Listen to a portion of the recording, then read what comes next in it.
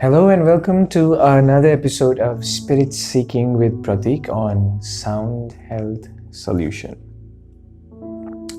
In our channel, we speak about spiritual health, mental health, and physical health.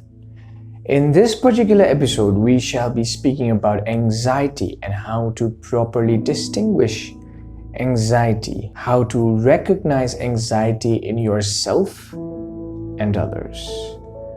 Let's get right into it. The first thing that occurs as a symptom or as a root cause, in fact, of anxiety is overthinking. Your mind tends to take you to places by overthinking where you would not like to go.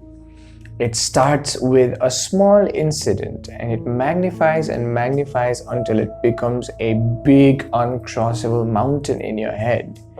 And then you resolve to panic attacks. We need to be able to distinguish between true anxiety that occurs from overthinking. Overthinking is actually a natural phenomenon. It's almost like a defense mechanism of the mind. We tend to overthink whether it is a positive thing, whether it is in a positive realm or in a negative realm. We tend to overthink everywhere, all the time. Everybody tends to overthink because overthink is the term that is given to thinking that cannot be stopped. And if you look at yourself, if you become aware of yourself, you realize that most of the times you are not in control of whatever you think. In fact, you think you are what you think. But thinking is actually a function, just a function of the mind.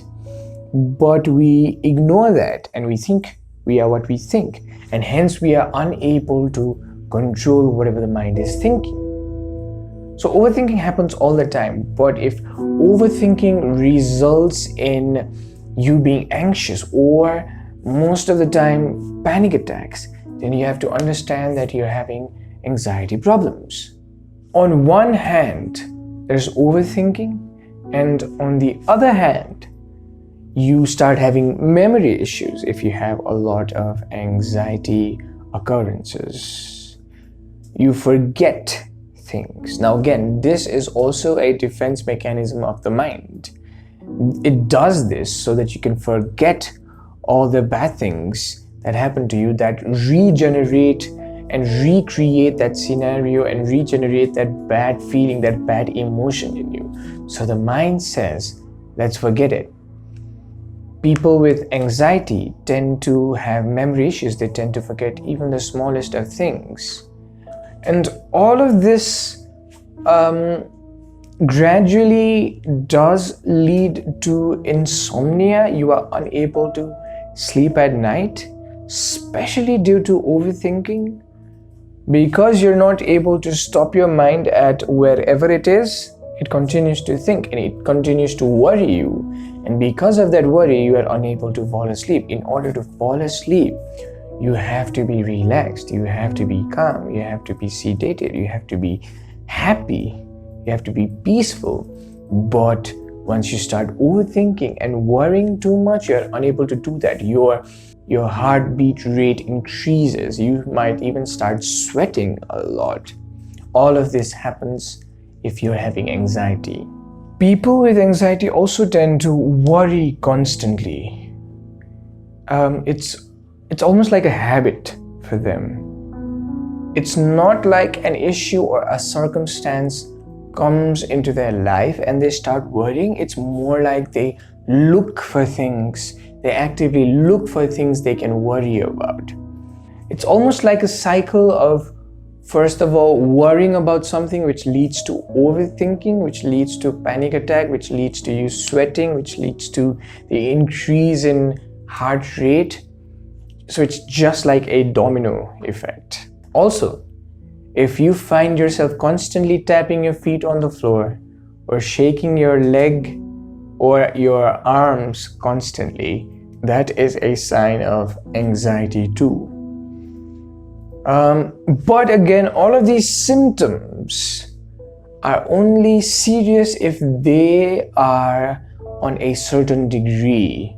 If you constantly find yourself tapping your finger, or if you constantly find yourself worrying, then you might have a serious problem.